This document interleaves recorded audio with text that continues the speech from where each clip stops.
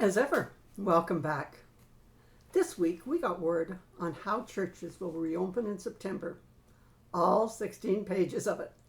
And the mayor and council and the GTC insist that we remain masked into the foreseeable future, at least when we're inside. So enjoy the sun on your face and do the typically Canadian bit. Talk about the weather. Too hot, too dry, too humid, so that we'll be in good shape for the fall. Too windy, winter, too cold, and the spring, too wet. Although I must admit I am getting sentimental about snowmen and snow angels as the temperature soars into the 90s. Some people are just never satisfied. But we are all appreciating the freedom of being able to go to the park and the beaches, even when masked and 6 feet apart. Still, no dining in restaurants, working out in gyms, or concerts in sight. One thing I have discovered is that when you invite people to write, they do. So I'm accumulating ideas for future Sunday mornings, and today, thanks to the person who wrote, I would like a homily on regaining a sense of security, the kind I enjoyed as a child, even for just a day or two. So that's where we are going.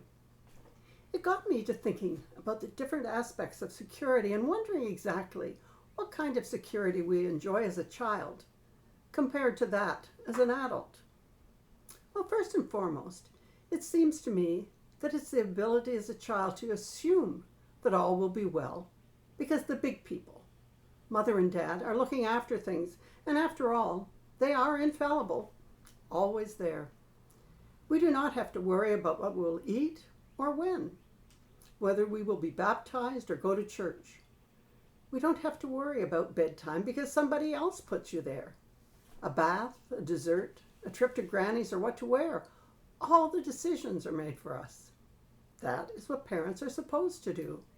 They love and look after you. After all, that's their job. But as we get older, we've become aware of how fallible people are, even our parents. I know with my children, until they went to school, I was the world's living authority on everything. And then, the first day of school came, and my ranky wrote it. It was, Miss Jones says, as the authority henceforth. Not that I didn't fight the good fight ever after. And the older we get, the more authority lands on our shoulders, and with it, the responsibility for making the right decisions. To continue at school, to choose an occupation or profession, to live with my parents, to rent, or to buy. Is this the right one to share my life with? To marry or live together? To have children? Yes? No? How many? To deal with bosses and disappointments, with sickness and with death, with travel, with moving away, or coming back. And one of the decisions we now have to make is whether to practice the faith of our family, or to find a new one, or to explore the options if you had no history of praying and believing. In other words, faith. There's no question that cradle Anglicans, and the equivalent of any other faith, are different from those who choose the church as adults. Cradle Anglicans had parents who had them baptized in a lovely white gown when they were mere babes, deposited them in the church nursery and then Sunday school while they attended worship upstairs. And at 13 they attended catechism classes, and the whole family celebrated when they made their confirmation promises. They may wander off a bit, but when it's time to get married, their dream was always to walk down that aisle and to bring their children to the baptistry some other day. For those who grew up with parents committed to the theology of, we don't want to impose our values upon them, when they grow up, they can choose if they want to believe or not. I can only say, I wish my parents had had the same attitude towards vegetables and not forced me to eat the wretched things. Just let me grow up to reject belief in their value all on my own. Well, my two grandmothers went to church each Sunday, read their Bibles, and said their prayers daily. One Anglican and one United Church. For 9 years, I remained unbaptized while each attempted to convince their respective child to swing me in the direction of their church. On the other hand, my parents, who did not attend church except for weddings, funerals, and Christmas Eve, when my father insisted on attending the Presbyterian church, that of his father.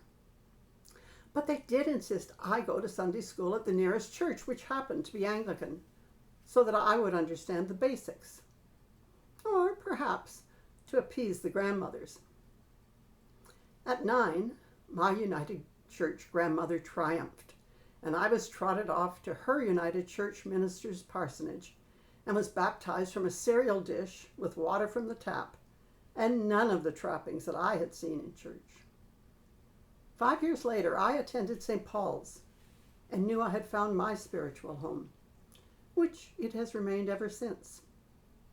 But I got married at City Hall, and it was a United Churchman who blessed the wedding at Hart House. Growing up without experiencing the practice of faith makes it hard as an adult to understand and explore any religion. I worry that parents and teachers have largely abandoned the role of authority in favor of popularity, friends instead of authorities. Blue jeans and t-shirts replace business clothes in the classroom. Call me Jody, not Ms. Jones, or Mary and Bob, not Mother and Dad. Children need authority figures who make decisions and take them to church or make them do their homework or eat those wretched vegetables. People who lead by both example and word and ensure that there are consequences when the rules are not followed. Lessons far easier to learn as a child than as a teen or as an adult. Faith is not accepting a history lesson. The Bible is not a university text to be mastered for final exams. Prayer is more than getting on your knees and reciting from memory or reading from a text, words that someone else wrote. It's more than sitting through a Bible study or an Alpha course or Christianity 101. Some will spend a lifetime exploring, seeking the elusive faith. Some attend church weekly and yet cannot internalize belief. Some are still on the journey, and some never feel the closeness and confidence that belief can bring, never having the sense of security that comes with that confidence.